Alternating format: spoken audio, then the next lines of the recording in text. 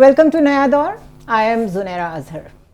वैसे तो नए साल की आप सबको बहुत मुबारकबाद हो, लेकिन जिन हालात में गज़ा के हमारे मुसलमान भाई जी रहे हैं और जिन हालात से बहुत सारे हमारे पाकिस्तानी गुजर रहे हैं, उन सबको जहन में रखें तो कोई इतना खुशी का मौका नहीं है। सिर्फ दुआ की जा सकती है कि अल्लाह ताला सबकी मुश्किलें आसान करे और पाकिस्तान के लिए ये साल बहुत अच्छा साबित हो। एक तरफ तो इलेक्शन कमीशन अपनी पूरी एक्टिविटीज़ बज़ाहिर जारी रखे हुए है। मेरे सामने स्टैट्स हैं कि कितने कागजात नामजदगी दाखिल हुए, कितने मुस्तरद हुए, लेकिन ये सिर्फ स्टैट्स हैं। बिकॉज जब आप सिर्फ नंबर्स को देखते हैं तो आपके अंदर से ह्यूमन एलिमेंट ख़त्म हो जाता है। हम ये भूल जाते हैं कि ये नंबर्स असल में इंसान हैं। तो ये नंबर्स, इनमें से कई इंसान वो हैं जिनके साथ आजकल जो पकड़ धकड़ हो रही है, इनको अपना जो पॉलिटिकल राइट एक्सरसाइज नहीं करने दिया जा रहा, उसकी वजह से ये बहुत मुश्किल में है। और मुझे यूँ लगता है, मेरी ये पर्सनल एनालिसिस है कि इनकी जितनी भी ट्रिब्यूनल्स के आगे दरख्वास्तें जाएंगी वो उसी तरह अदालती सिस्टम की नज़र होंगी जिस तरह हर पाकिस्तानी का कोई ना कोई मामला किसी ना किसी अदालत में, किसी ना किसी फाइल में दबा हुआ है, और ये सारे मामला जाएंगे इलेक्शंस के बाद पे, और यूँ ये इलेक्शन कंट्रोवर्शियल यहीं से होना शुरू होता है। इलेक्शन कमीशन अपना काम कर नहीं रहा, लेकिन मुस्तकिल हदायत जारी कर रहा है। मीडिया को क्या कह रहा है ये भी डिस्कस करेंगे, पैमरा के ज़रिए से हमें क्या पैगामात मिले हैं ये भी डिस्कस करेंगे।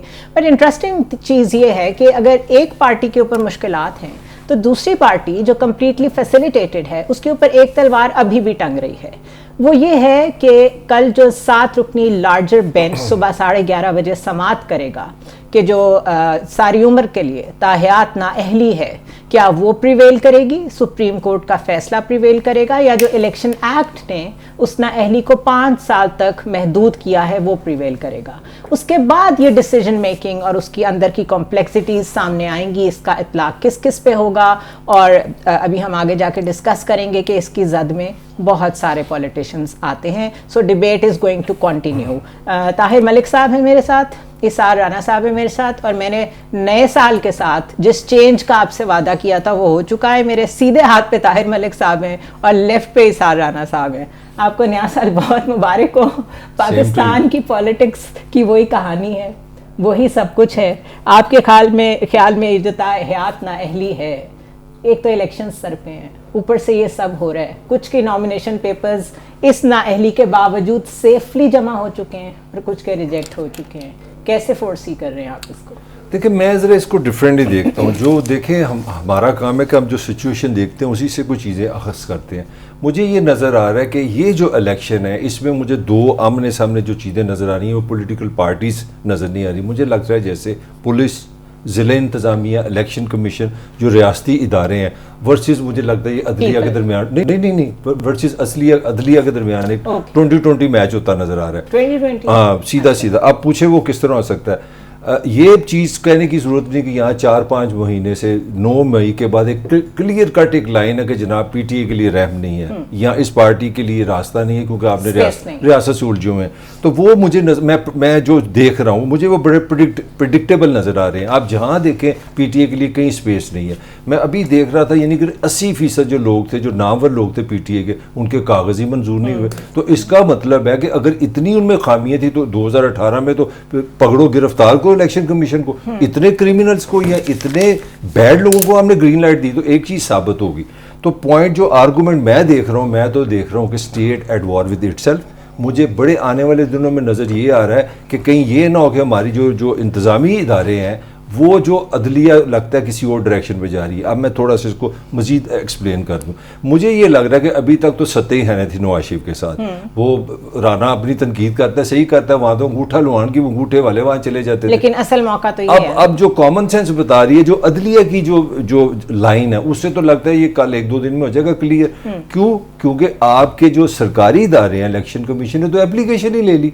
आपके तो सरकारी इलेक्शन कमीशन ने जगीर तरीन को पार्टी सदर तो उनका तो क्लियर कट एक स्टैंड है कि जनाब हम 5 साल की नाअहली को 5 साल समझते हैं। अच्छा। अब ये नई सुप्रीम कोर्ट ने क्या करना? मैं वही कह रहा हूँ ना, अब आप एक जंग की तरफ जा रहे हैं 2020 की तरफ, जो पाकिस्तान में हमेशा अलमियर है। हमारे रियासी इदारे हमेशा आपस में लड़ते रहते, कभी पार्लियामेंट की सुप्रीम कोर्ट से लड़ते रहते हैं कि सिर्फ एक पेज पे होते हुए एक दूसरे की तरफ नहीं, मुझे लगता है मुझे बड़ी सीरियस लग रहा है कि पाकिस्तान के जो इंतजामी इदारे हैं क्योंकि अब ये काजी साहब का एक नया टेस्ट शुरू होने लगा है वर्सेस अदालतें, मुझे लगता है कि 2020 मैच शुरू। काजी साहब की छुट्टियां खत्म हो गई हैं? हाँ जी, आ गए हैं। और फाइनली उनका एग्ज़ाम है कल, पता नहीं तैयारी करके आए हैं कि नहीं आए हैं, आपको क्या लग रहा है?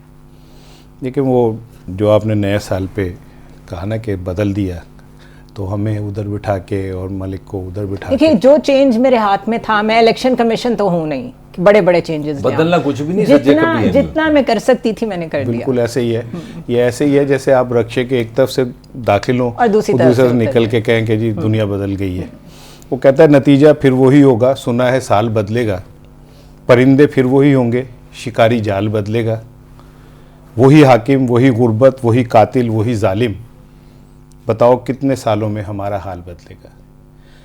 अगर हम 1947 से अब तक हर न्यू ईयर इसी तरह मनाएंगे जैसे आज मना रहे हैं, तो मैं क्या कह सकता हूँ। कल सुप्रीम कोर्ट में मियां नवाज शरीफ साहब के नाअहली के हवाले से केस है, तो मुझे चूँकि अपनी अदालतों के इंसाफ पे पूरा यकीन है, तो मेरा ये यकीन है कि कल मियां साहब ना सिर्फ ये कि उनकी नाअहली ख़त्म हो जाएगी, इलेक्शन लड़ने के अहल हो जाएंगे, बल्कि कानून थोड़ा सा मजबूर है।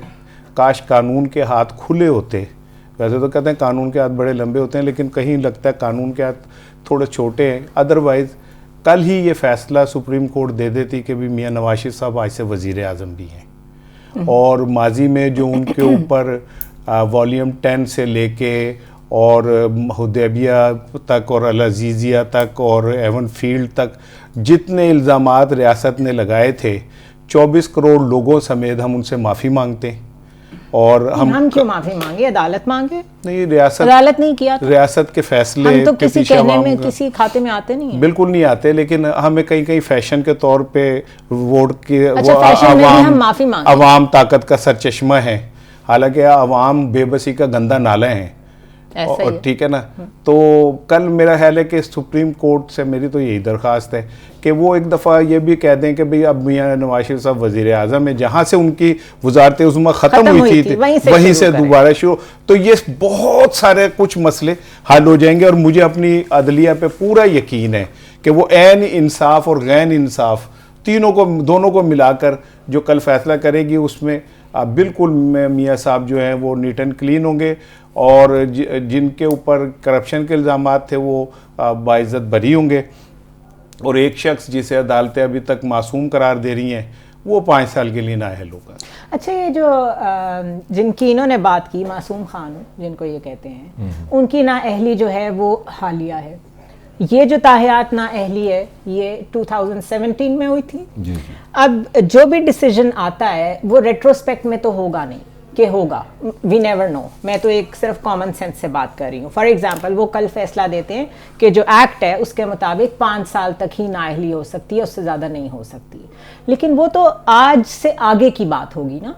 क्या पिछले 4-5 साल में जितने लोगों को ताहियात नाअहली मिली है उनको भी क्लीन चिट मिलने जा रही है? देखिए ये सारी चीजें वो मिलेगी तो ही नवाज शरीफ हमें नजर आएंगे। आपका बड़ा एक लॉजिकल कंसर्न है, मगर ये सारा कंसर्न जो जिसकी मुट्ठी में बंद है वो सुप्रीम कोर्ट है। अब ये सुप्रीम कोर्ट देखे ना, हमारे यहाँ जो हुकूमत ने जाते जाते जो एक्ट पास किया उसका एक तरीका है कि सदर उस पर साइन करे तो वो एक्ट बन जाता है। अगर सदर एक्ट पे साइन नहीं करते, सर्टन डेज होते हैं, तो फिर वापस चला जाता है। तो हमारे यहाँ तो सदर भी रिटायर हो गया, वो भी चला गया। हमारा जरा सिस्टम सारा देखे ना, सारा हिला हुआ है। तो ये कल का जो फैसला है ना, थोड़ा सा पार्लियामेंट ने देर नहीं कर दी वैसे इस एक्ट मेरा कोई जान के देर की है। देर लगता है उन्होंने शायद इसीलिए की थी कि ये सदर को उनको पता था वो साइन नहीं करेंगे, वो कह भी चुके थे। मगर जो थोड़ी इसकी बैकग्राउंड में जाना जरूरी है, क्योंकि हमारे यहाँ ये जो चली ना लेवल प्लेइंग फील्ड, ये कोई नया नया लफ्ज़ निकला है। तो इसका पहला आगाज़ किया था मरियम ने। मरियम ने कहा था कि 2018 की जो हमारे साथ ज्यादा हुई है ना ज्यादती 2023 में, क्योंकि वो 24 में हो गया, हमें लेवल प्लेइंग फील्ड वोट दो।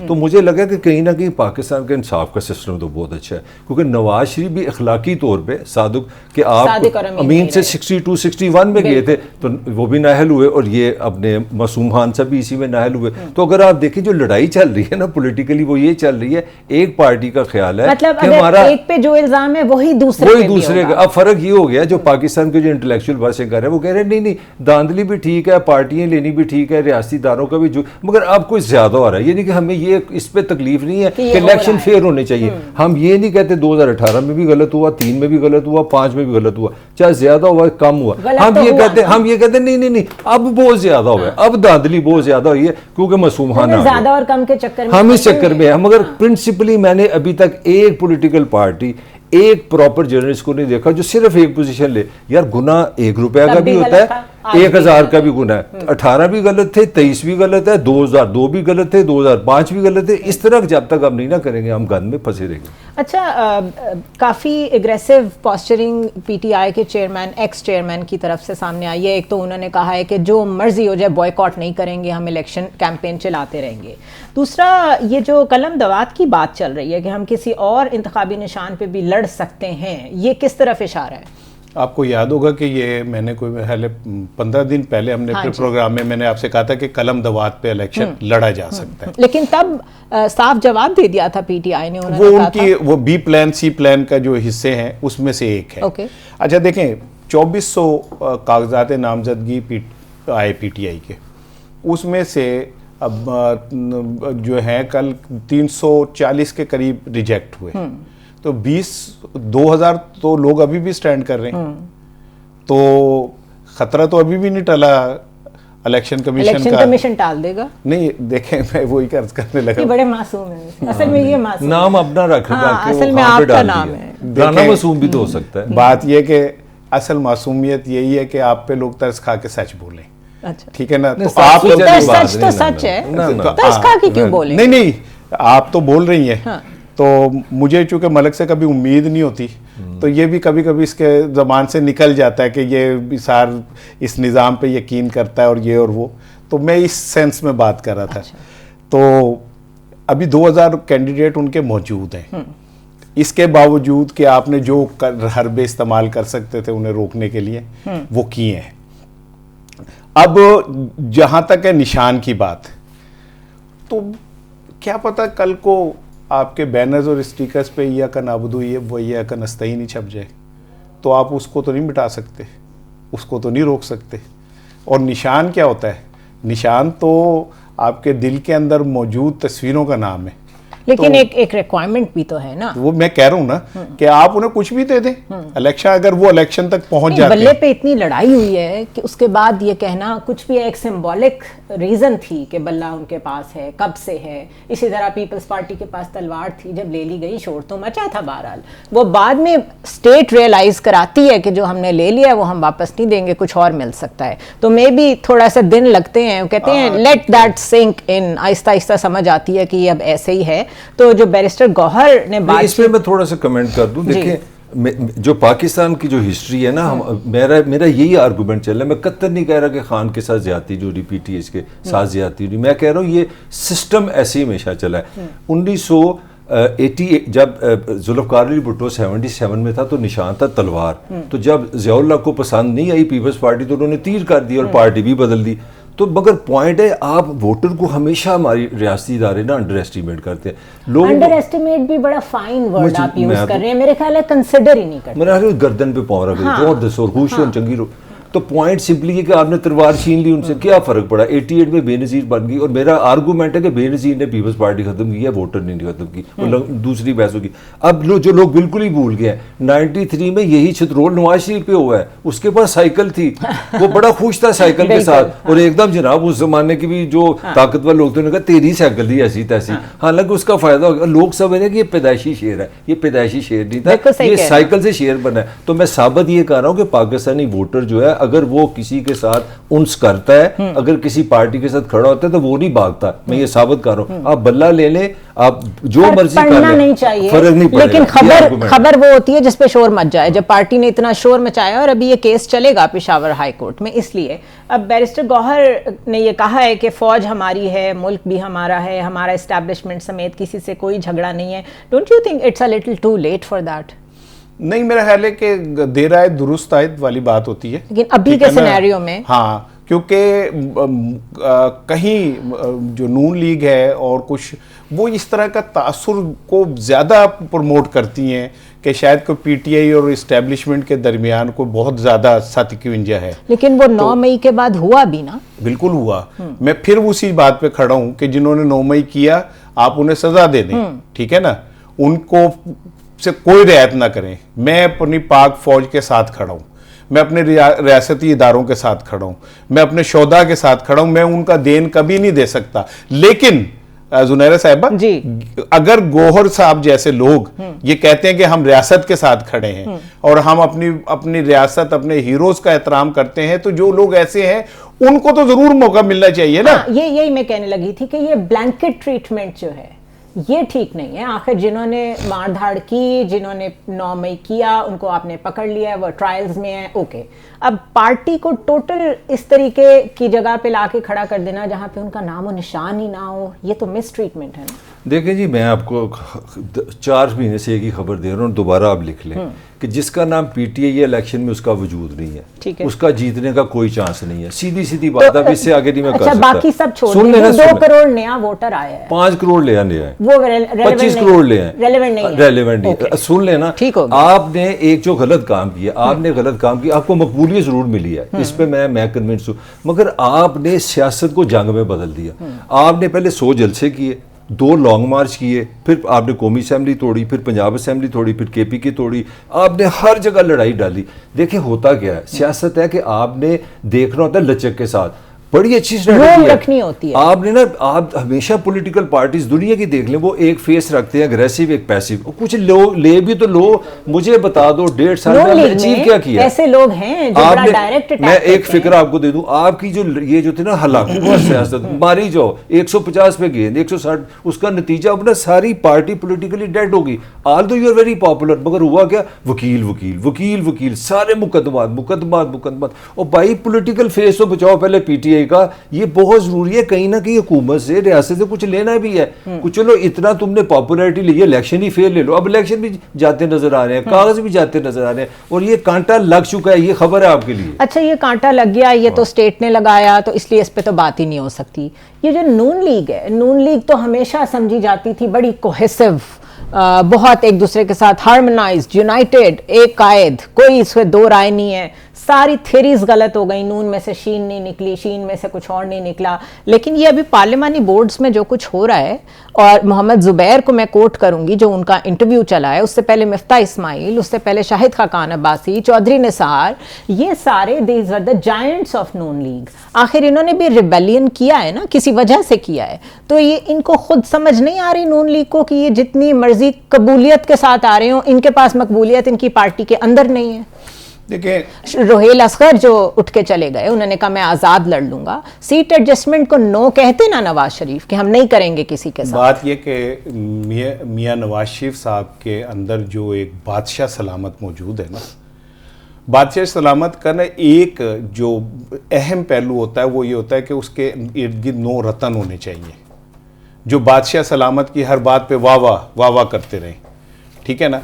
नवाज शरीफ साहब को एक वक्त के बाद ये आदत पड़ चुकी थी कि उनके इर्द गिर्द जो चापलूस लोग हों वो बैठे हों, यहाँ तक कि अगर कोई उनके किसी एक बात के ऊपर थोड़ा सा आर्ग्यू भी कर लेता है तो उसे बाहर निकाल देते हैं।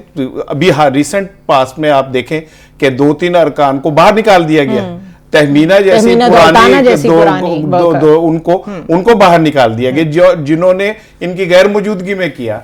शेख रोहिल असगर ने लाहौर में जितनी मुस्लिम लीग नून के लिए काम किया और उनकी जितनी लड़ाई लड़ी, हाँ। उनकी लड़ाई लड़ी, हर प्लेटफॉर्म पे लड़ी, हाँ, बिल्कुल। तो मुझे ऐसा लगता है कि ये जो बादशाही इनके अंदर मौजूद है ना, और मरियम साहिबा का पुरतकब्बुर लहजा और उनका देखना और उनका एक्ट जो है, वो नून लीग को एक ऐसी पार्टी में बदल चुका है जिसमें अगर उनके सर के ऊपर हाथ कोई नहीं रखेगा तो वो कभी भी अवाम में नहीं जा सकेंगे। तो वो इनको तो चाहिए था, जिनको सब कुछ इतनी आसानी से मिल रहा है, मरियम साहिबा को, उनको तो चाहिए था लोगों को साथ लेके चलते। जुनैद साहब, मैं एक जुमला और मलिक साहब वाली बात पे कि जो पीटीआई का ये कह रहे थे कि उन्होंने 9 मई किया और उन्होंने वकुला को यूं किया।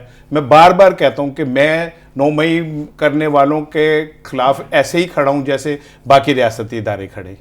लेकिन ये बताएं कि जब आप ये कह रहे हैं ना कि वो बड़ा जंगजू था और उसने ये किया, क्या आर्मी चीफ के तैयारे को अगवा करने से भी भयानक कोई काम हो सकता है?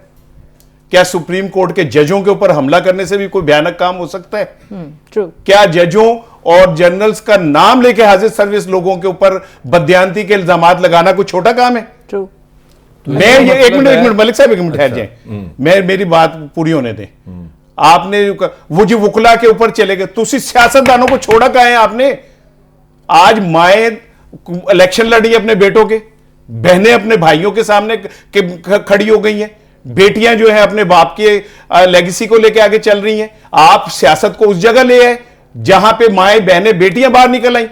आप मेरी बात होने दिया करें, आप भाई मेरी बात होने दिया करें। क्या करो ना, ये तो कोई बात नहीं, का जो बेटी बीच में ले, ये तो कोई बात नहीं समझ आ रही। बात करने बात क्या हो रही, मुझे तो बात ही नहीं समझ आ रही। आप कर लें। नहीं मैं नहीं कर रहा, आप कर लें। बेटियां कहां से आगे नवाज? चले आप कर वो लें। ये बात कर रहे हैं कि ये हालात हो गए हैं कि लोगों को आप उठा के ले जा रहे हैं, तो इसमें नवाज कैसे आ उनकी गया? कैंपेन, क्योंकि Nawaz Sharif is the facilitator, ये उनका आर्गुमेंट ये है ना। गलत है। नहीं सुने ना, एक मिनट है मरियम, सॉरी नवाज कैसे आ गया? वो इंतजामी है। भाई बात सुन लेना मेरी, बोलो, बोलने देना, किसी को बात करने देना। बोलो। हाँ, नवाज ऐसे आ गया कि नवाज ने लंदन में बैठ के नवाज ने अपने केसेस कैसे खत्म करा लिया? एक मिनट बात सुन लेना पूरी। नवाज अगर मासूम है तो ये केसेस खत्म कैसे हो गए?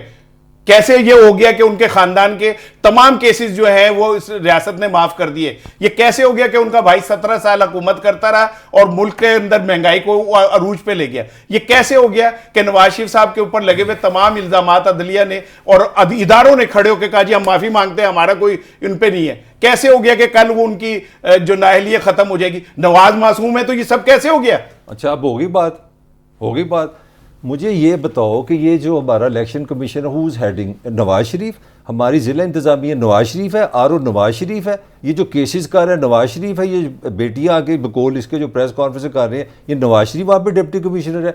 बात हो रही है इंतजामिया की, बात हो रही है इंतजामिया किसकी है? कौन वजीर आज़म का प्रोटोकॉल ले रहे हैं? ये वीडियो चलाएं जिसमें शहबाज शरीफ एक शख्स करने जा रहा है और पुलिस वाले जो है ऐलान करते हैं कि शहबाज शरीफ आ गए, लिहाजा रास्ते बंद कर खोल दे सारे। Talk sense. Nawaz Sharif is not ruler, वो कंट्रोल नहीं कर रहा, वो इंतजामिया नहीं है। वो घटिया हो सकता है, फायदा ले सकता है, मुनीवर कर सकता है, मगर पावर उसके पास नहीं है, उस पर इल्जाम नहीं बनता है। अभी रोला भाई बोली जाए, जब तू थक जाएगा ना फिर मैं बात करूंगा, क्योंकि आप बोलने नहीं देंगे किसी को। मुझे दस ना वो और क्या पावर होती है जब इंतजामिया आपके आगे पीछे गाड़ियां लेके बैठी है, तो पावर किसकी है? ये सारी जो ब्यूरोक्रेसी किसकी है?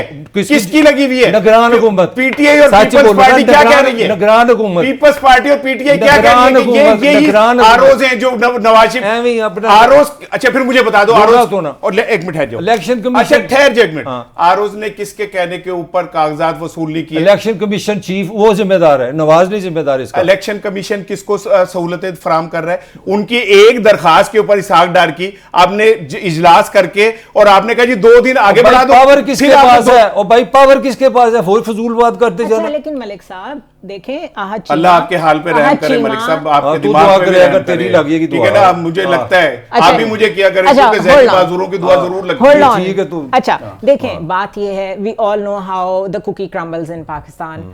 ब्यूरोक्रेसी किसके अंडर होती है? ब्यूरोक्रेसी को जिसने सबसे ज़्यादा ख़रीदा है हमें सबको पता है। आहद चीमा आराम से बैठ के ट्रांसफर्स, पोस्टिंग, उससे पहले 16 मंथ्स का पीरियड, पीडीएम की मर्जी की ट्रांसफर्स, पोस्टिंग्स, तो एवरीथिंग इज इन प्लेस। ये बात तो सही है ना? सही है ना? सिस्टम फैसिलिटेट कर रहा है नवाज शरीफ। जिम्मेदार कौन है यार?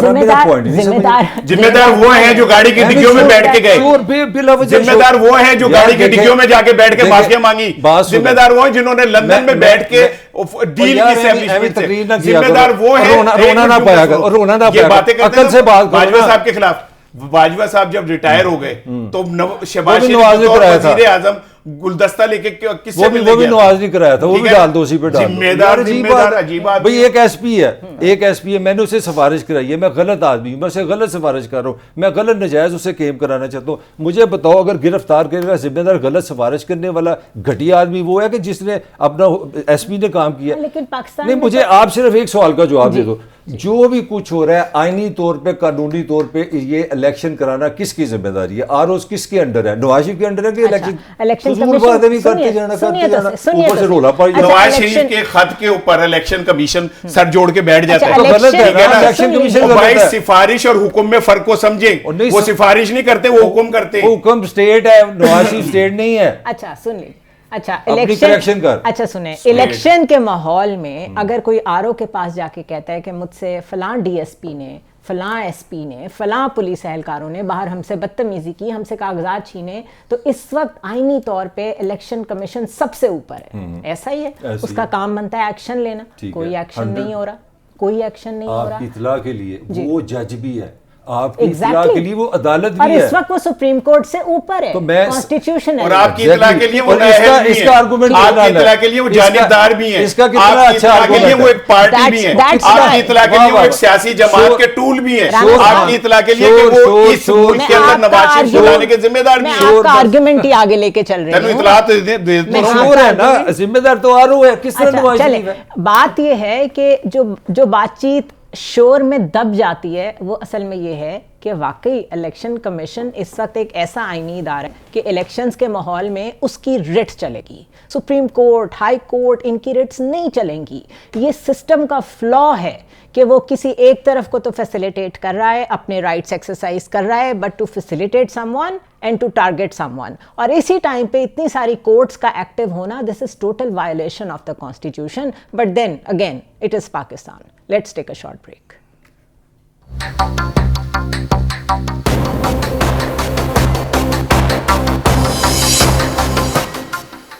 Welcome back to the show once again. और हम मुस्तकिल नून लीग को इसी तरह देख रहे हैं, ये एनालिसिस है, इट कुड बी रॉन्ग, लेकिन नून लीग सबसे बेहतर पोजीशन में नज़र आ रही है। जलसे इस वक्त कोई भी नहीं कर रहा, सही वाली इंतखाबी मुहिम जिसे कहते हैं कोई भी नहीं कर रहा, because the threat is real. कल भी मौलाना फजलुर रहमान के काफ़िले पे एक अटैक हुआ है DI खान में, और इस वक्त पाकिस्तान तकरीबन हर तरफ से बहुत सारे चैलेंजेस से निपट रहा है, लेकिन ऑफ कोर्स हालात जैसे भी हों इलेक्शंस होना ज़रूरी हैं। सवाल ये है कि अगर नून लीग को इतना फैसिलिटेट किया गया है तो उन्हें सीट एडजस्टमेंट क्यों करनी पड़ रही है? एक ऐसे कायद जो इतने अरसे के बाद वापस आए हैं, अपनी पार्टी उन्होंने ज्वाइन की है, उनके ऊपर से करप्शन के केसेस अदालतों ने ये कह के ख़त्म किए कि ये बदनीयती पे मबनी थे, नैब ने उसको परसू करने से इनकार किया, तो फिर इनको सीट एडजस्टमेंट क्यों करनी पड़ रही है, और वो भी MQM से जाके, यहाँ पे इस्तेहकाम पाकिस्तान पार्टी के साथ जाके? ये इट्सेल्फ उनकी एक कमज़ोरी है, और ये कमज़ोरी आप इसको कहाँ प्लेस करेंगे? इनको क्यों सीट एडजस्टमेंट करनी पड़ रही है? देखिए जी, पहले तो अगर आप समझते हैं कि जो मुझे जो नून की समझ आई है, जो इनसाइड है, वो ये, वो तो समझते हैं ये इलेक्शन हम नहीं करा रहे, हमें रियासत की जिम्मेदारी है 2018 का में हमारी वो लेवल, यानी सब कुछ आप ही दें। अब थोड़ा थोड़ी नंगी बात कर लेते हैं। अब मुझे बताएं, अल्टीमेट तो सारे सियासी जानवर हैं। जिन लोगों ने PTI छोड़ी, प्रेस कॉन्फ्रेंसें की, तो कहीं ना कोई प्यार का वादा 50-50 है, वो इस्तेकाम पार्टी में है, उन्होंने तो अपनी सियासत तो नहीं ना खत्म करनी, उनसे ये वादा हुआ पहले था। अब दूसरा सुन लें, MQM अगर आप याद करें तो ऊपर से जो जंग हुई थी, जब अदम इत्मीद हुआ था, तो कौन सी पार्टी सबसे पहले हिली थी? MQM। तो ये सारी कारोबार हैं, ये पाकिस्तान की सियासत है, और सियासत सारी है ले और दो। ये इसका मतलब है कि नून लीग इतनी कोई कॉलिंग द शॉट्स वाली पोजीशन में नहीं है। इसमें आप एक सेकंड में राना का लेने लगा, आपको कॉलिंग द शॉट वाला बहस ही नहीं है। अगर PTI हिट होती है, जो मैं आपको वार कह रहा हूँ,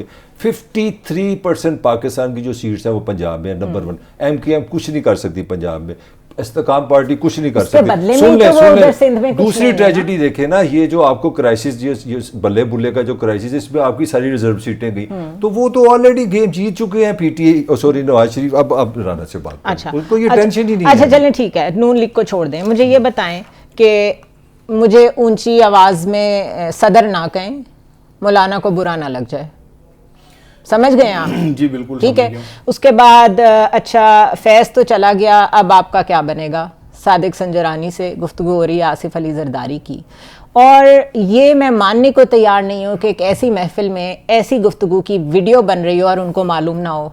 आपको नहीं लगता ये सब कुछ फ्लोट किया जा रहा है पब्लिक ओपिनियन बनाने के लिए, लोगों को पल्स देने के लिए कि दिस इज़ द रियलिटी? देखिए जरदारी साहब कि कोई भी चीज़ जो है उसको आप मुआयने के बगैर नहीं देख सकते।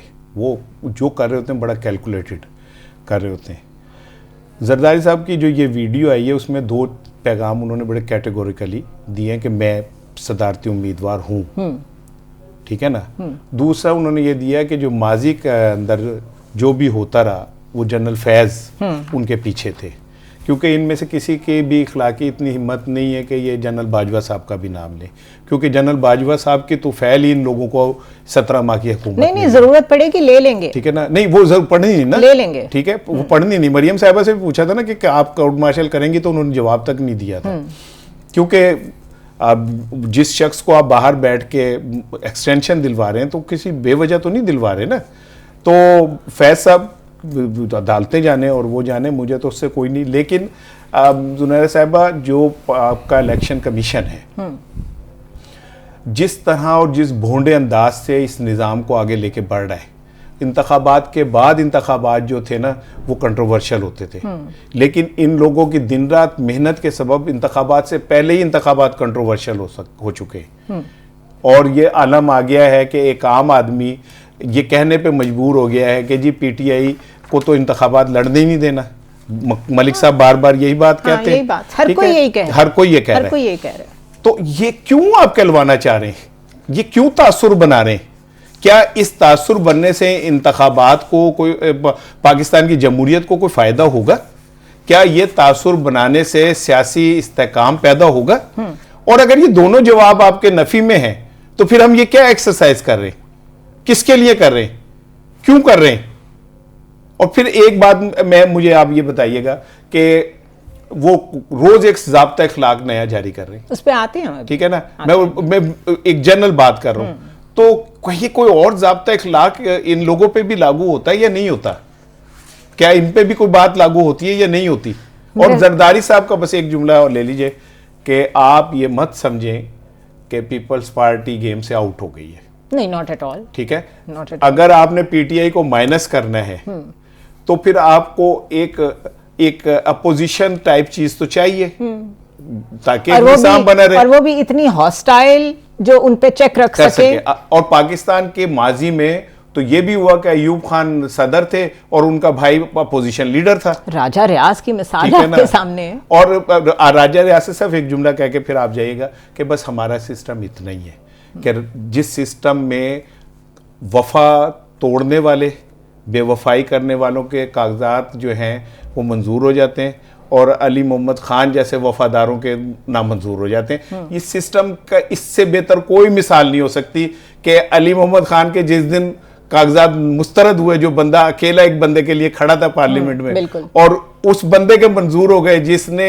फ्लोर क्रॉसिंग भी की और एडमिट भी किया कि मैंने पार्टी के अंदर रह के पार्टी के खिलाफ बगावत की, उसके मंजूर हो जाते। बस मलक जो कहता है, आज मैं पहली दफा मलक की इस बात से बिल्कुल एग्री करता हूं, तो ऐसे ही है कि यही निजाम, सिस्टम बस इतना ही निजाम है। सिस्टम किसी को बताने नहीं देता कि उसने कहां जाना है। रहने से पर्सनल तो कोई मेरा आर्गुमेंट यही है। नहीं, आप पर्सनल लड़के देख लो, मैं बहुत पैड़ाऊंगा। आज 9 बजे बात करते हैं, बहुत लड़ाई करनी है, चाय पे लड़ाई होगी, बहुत लड़ाई होगी। चाय पे लड़ाई। ये बताएं कि जी इलेक्शन कमीशन ने पेमरा से मुतालबा किया है कि बल्कि मरासला अरसाल कर दिया। ये भी हम किस दौर में रह रहे हैं, मरासला पहुंच गया वहां पे। कहा गया कि कोड ऑफ कॉन्डक्ट की खिलाफ वर्जी करने वाले मीडिया के खिलाफ एक्शन लिया जाएगा। अब ये है कि पोल सर्वेज ना नशर करें आप। हमारे लिए तो इट्स वेरी नॉर्मल कि हम जैसे जैसे इलेक्शन करीब आते हैं, हलकों में जाते हैं, हम हलके के लोगों से बातचीत करते हैं, ग्राउंड रियलिटी को रिकॉर्ड करने की कोशिश करते हैं। जो गैलप सर्वेज होते हैं और जो उनको क्या कहते हैं अप्रूवल रेटिंग्स यूएस में, यूके में, वो तो आखिरी वक्त तक चल रही होती हैं। उसको कौन रोक सकते हैं? एंड इलेक्शन कमीशन को कोई चैलेंज करने वाला है when it comes to the journalist कि आप चलें, इलेक्शन तो अपनी मर्जी के करा ही रहे हैं, यूरोपियन यूनियन ने वहां आने से इनकार कर दिया है, ऑब्जर्वर्स आ नहीं रहे हैं, तो जर्नलिस्ट को तो अपना काम करने दे। मेरा ख्याल है हमारे इलेक्शन कमीशन को शायद पता नहीं कि 2024 आ चुका है, दुनिया में 203 ममालिक हैं, दुनिया में मीडिया है, दुनिया में इदारे बन चुके हैं। हम तीनों जर्नलिस्ट बैठे हैं, आप पूरी दुनिया के टीचर्स इकट्ठे कर लें जर्नलिज्म के, जितने भी दुनिया के अच्छे मुल्क हैं उनसे पूछे व्हाट इज जर्नलिज्म है क्या। तो जो मीडिया है 3 चीज़ें हैं, to educate, to analyse and to inform. आप क्या करते हैं, लोगों को इतला देते हैं, जो हम कर रहे हैं तजिया कर रहे हैं और अपनी पूरी ईमानदारी से तजिया कर रहे हैं कि आप घर में बैठे हमारी आंखों से चीज़ें देखें। अब जुनैरा मुझे आप ये बताएं, आज के ज़माने का जो इंसान है जिसने वापटा का बिल देना है, जिसकी बीवी का भी इलाज उसने कराना है, उसी घर में UPS भी ठीक कराना है, वो नवाज शरीफ से जाके पर्सनली मिल के उसको असेस करेगा ये कैसा आदमी है। ये जरदारी के पास सिंध जाके उसको देखेगा कि ये मेरे बेटे के लिए एजुकेशन की कैसी पॉलिसी बनाएगा। मैं समझता हूँ कि मुझे लगा कि इलेक्शन कमीशन समझ रहा है हम किसी डार्क एज में रह रहे हैं। मीडिया का ये काम है कि भाई आप अपने बच्चों का रिजक कमाएं, रात को टीवी लगाए। मुझे क्योंकि मेरा इदारा मुझे पैसे दे रहा है और मैं इखलाकी तौर पर बाउंड हूँ कि मैं गंद ना डालूँ, मैं गंदी हरकत ना करूँ, मैं पैसे लेके बिकूँ ना, मैं अपनी ईमानदारी से किसकी नुमाइंदगी कर रहा हूँ, उस बंदे की जो घर में बैठा है। और मेरा इलेक्शन कमीशन कह रहा है कि तुम कौन होते हो एनालिसिस करने वाले, तुम कौन होते हो इन्फॉर्म करने वाले। भाई तुम फिर एक काम करो, मैं ला साहब को आप 24 करोड़ को 24 करोड़ गाड़ियां पर दे के ना सबको नवाशी से भी मिला दो, मासूम खान से भी मिला दो, जरदारी से भी मिला दो, मौलाना से भी मिला दो, ताकि वो खुद ही सारी चीजें देख लें। अच्छा, हम तो बेकार किया। लेकिन ये आर्गुमेंट मैं इसलिए एडमिट नहीं करती इसको, मैं इसको नहीं मानती कि वो कह रहे हैं कि जी ये असरअंदाज होते हैं और ये ओपिनियन मेकिंग करते हैं, कि ओपिनियन तो वोटर ऑलरेडी बना चुका होता है, हम तो सिर्फ उस इलाके की, उस कॉन्स्टिट्यूएंसी की रियलिटी सामने, even on the last moment अंदर जाके वो किस पे ठप्पा लगाता है हमें नहीं पता होता कि वो बाहर क्या कह के आए, अंदर जाके क्या करेगा। इस कंट्रोल फ्रीक एटमॉस्फेयर में इस तरीके के ज़ाब्ता इखलाक जो हैं और फिर उस पर ये फ़ौरन ही खिलाफ वर्जी करने के ऊपर जो कुछ करते हैं वो हम सब जानते हैं, तो फिर इसके बाद जो थोड़ी बहुत ट्रांसपेरेंसी एक्सपेक्टेड थी वो भी फिर हम भूल जाएं।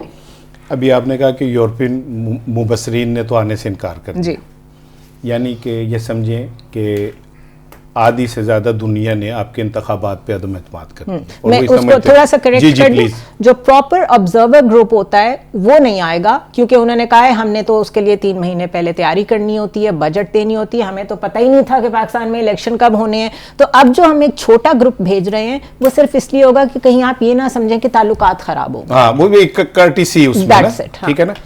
अच्छा, दूसरी बात यह कि हमारा एक इदारा है, मुझे तो हंसी आती है अपने आज़ाद साफ़ती इदारों पे भी, एक मेरा ख्याल है इदारा फाफिन, बिल्कुल ठीक है, उसने अभी तक कोई रिपोर्ट को जारी की कुछ भी कि पाकिस्तान में इंतखाबात के दौरान क्या हो रहा है, कुछ भी नहीं। मेरा ख्याल है उन्हें अभी कहा नहीं जा रहा, उनको भी शायद कोड ऑफ कंडक्ट का कोई मसला हो रहा है। हाँ जी, दूसरे ये कोड ऑफ कंडक्ट, ज़ाब्ता इखलाक, देखिए मुझे लग रहा है कि अगले 2-3 दिन में एक ज़ाब्ता इखलाक आ रहा है इलेक्शन कमीशन की तरफ से।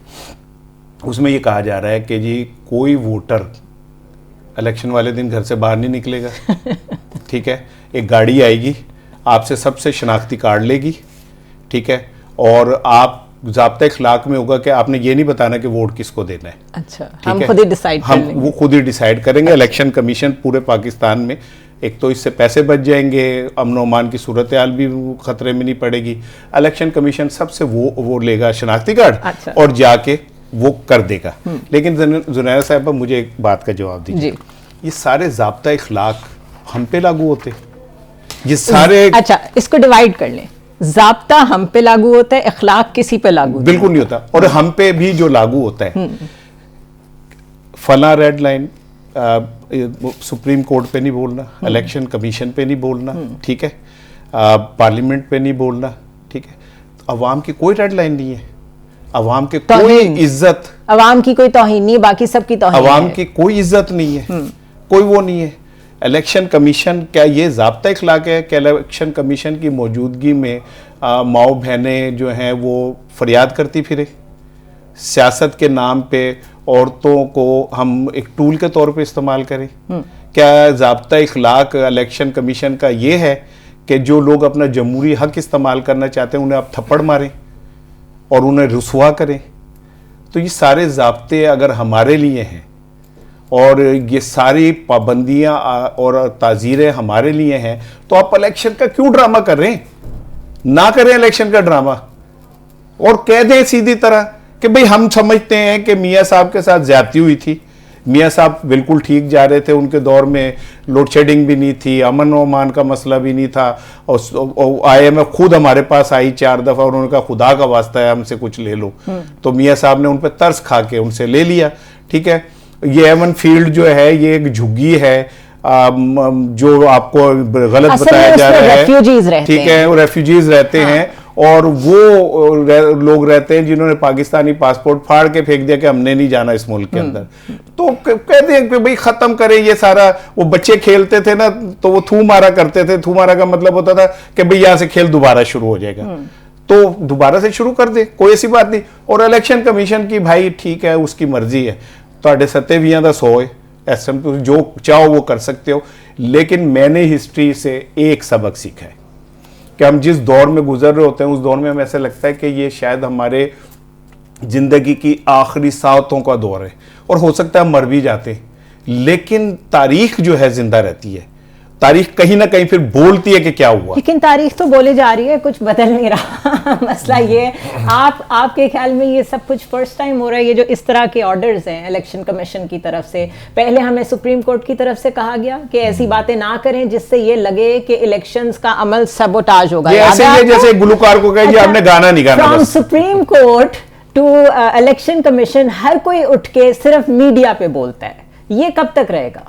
देखिए ना, असल में हुआ already we are too controlled in my opinion. हम बोल तो सकते हैं। मैं थोड़ा सा गुस्ताखी के साथ पॉलिटिकल पार्टीज को जिम्मेदार कर रहा हूँ, तो मेरे ख्याल में यंग पॉलिटिकल पार्टी है भी कोई नहीं, कोई जनरल स्टोर टाइप है। ये पब्लिक रिलेशन ऑफिसर्स होते हैं, ये एस्टैब्लिशमेंट से, इंटरनेशनल एस्टैब्लिशमेंट से, इंटरनल एस्टैब्लिशमेंट से को मुक मुका करके बनते हैं। असल में जब आप पीपल वॉइस देखे, भुट्टो की वॉइस थी लोग, ये आया मीडिया पे और PTI ने तो रेखी कसर निकाल दी, सोशल मीडिया पे आ गई।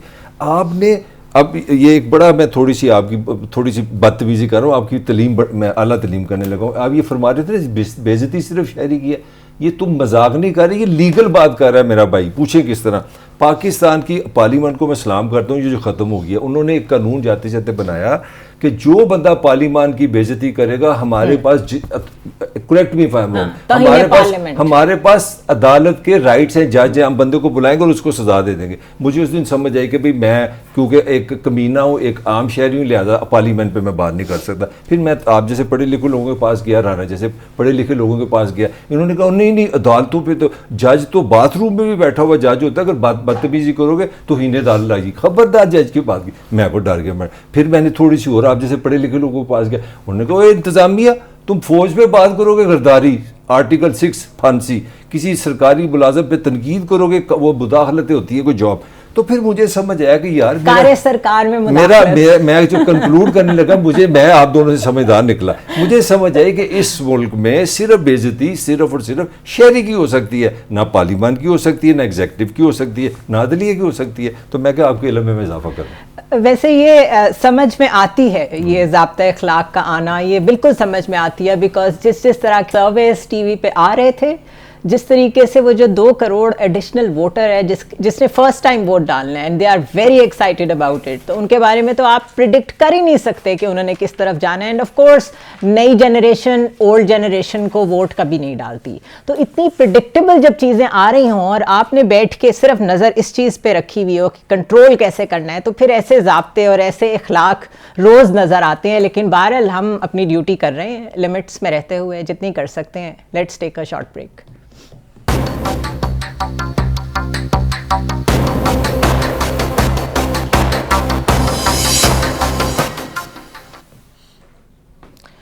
Welcome back to the show once again. और निगरान वज़ीर आज़म अनवारुल हक काकड़ लाहौर आए हुए हैं। सबसे पहले तो काकड़ साहब, आप यहाँ पे स्मॉग को टेस्ट करें और अंदाज़ा करें, आप पर्सनल एक्सपीरियंस करें कि लाहौर में लोग कैसे रह रहे हैं। And we are making continuous headlines के सबसे ज़्यादा पॉल्यूटेड। सिर्फ एक दिन दिल्ली आया बीच में, उसके बाद कुछ थोड़ी सी आर्टिफिशियल बारिश आई थी और वो भी फिर उसके बाद गायब हो गई। और अभी सुनने में ये आ रहा है कि इन्फ्लुएंजा तो फैला हुआ ही है, शायद कोविड भी फैल रहा है। तो वेलकम टू लाहौर, और आप थोड़ा सा टेस्ट करें चीज़ों को खुद से।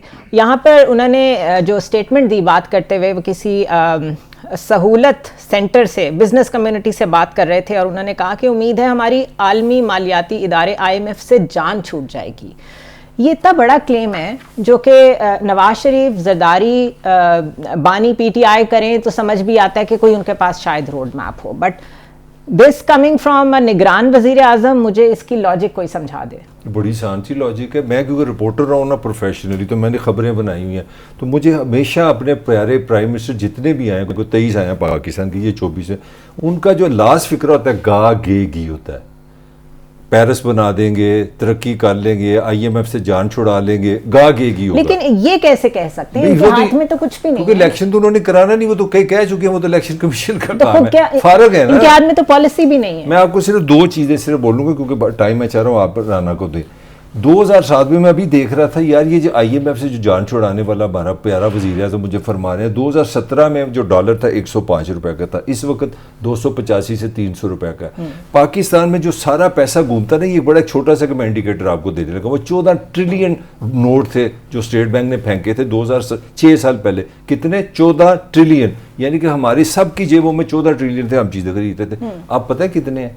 32 ट्रिलियन, डबल से भी ज्यादा हो गए। इसका मतलब ये है, और सरकार खुद मान रही है खाने पीने की जो फरातेजार है वो 43 है, हाईएस्ट इन दी 75 ईयर्स। अब आप अंदाजा लगा लीजिए, जो मेरा भाई सामने कैमरामैन खड़ा है, जो 1000 रुपये जो इसकी जेब में अभी है ना, जब ये अगले महीने 1000 रुपये जाएगा तो इसको 400 रुपये जेब से डालने पड़ेंगे। 1000 इसका बैठे बैठाए 600 रुपये हो गया। तो आप इस टॉर्चर में लोगों को रख के आप कह रहे हैं IMF से जान छुड़ाएंगे। इतना मिसकोट कैसे कर सकते हैं?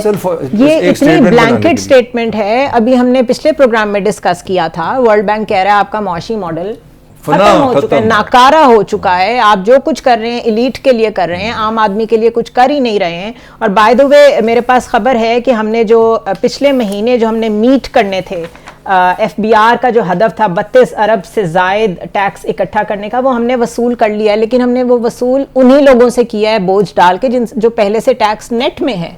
ना एग्रीकल्चर वालों को पकड़ा है, ना रियल स्टेट वालों को पकड़ा है। और यही चीज़ें कि टैक्स बेस ब्रॉड करें, कब से IMF कहे जा रहे हैं। रीस्ट्रक्चरिंग हुई नहीं है, टारगेट आपने आम पब्लिक से मीट कर लिया है और आप कह रहे हैं IMF से जान छूट जाएगी। मुझे तो समझ ही नहीं आ रहा कि हम मुनीर इस मुल्क पे आसेब का साया है या क्या है, कि हरकत तेज़ तर है और सफ़र आहिस्ता आहिस्ता।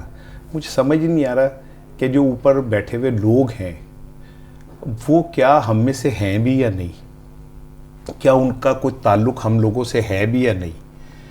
मैं हर प्रोग्राम में कोई छोटी सी एक दास्तान दुख की आपसे ज़रूर शेयर करता हूँ।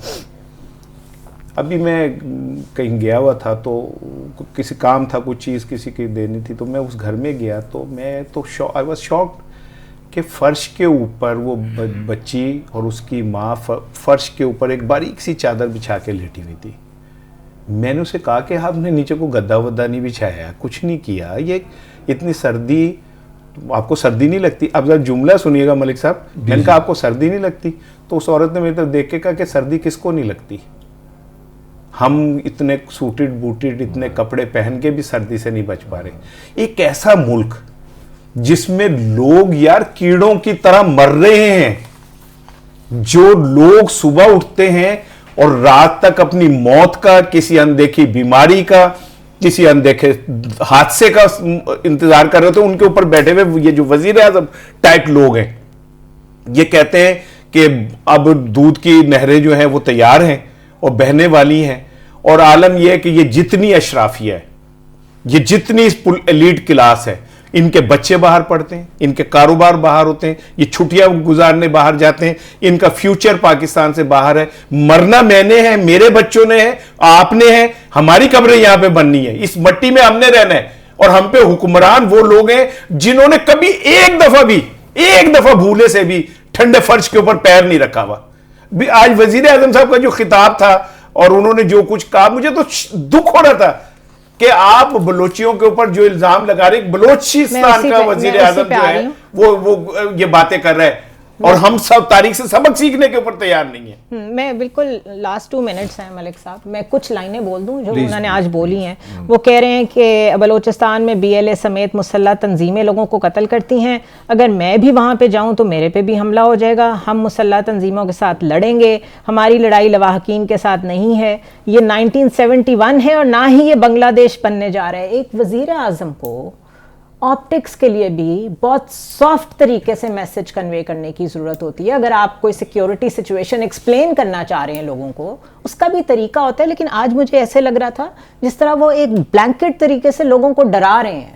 जो भी आवाज़ उठाएगा उसको पता नहीं कलअदम समझा जाएगा, उसको दहशतगर्द समझा जाएगा। ये आम हो गया है बिल्कुल। अच्छा, जब पाकिस्तान से मोहब्बत करने वाले उसमें हम भी शामिल हैं, बड़ा एक अच्छी फीलिंग थी कि यार वजीर आजम बलोची, सेनेट का chairman Balochi, chief justice Balochi, तो हमें लगा कि यार चलो ये कोई पंजाबी को बाय डिफॉल्ट 53% पाकिस्तान है, हमें समझ है इस चीज़ की कि मिनॉरिटी की क्या फीलिंग होती है।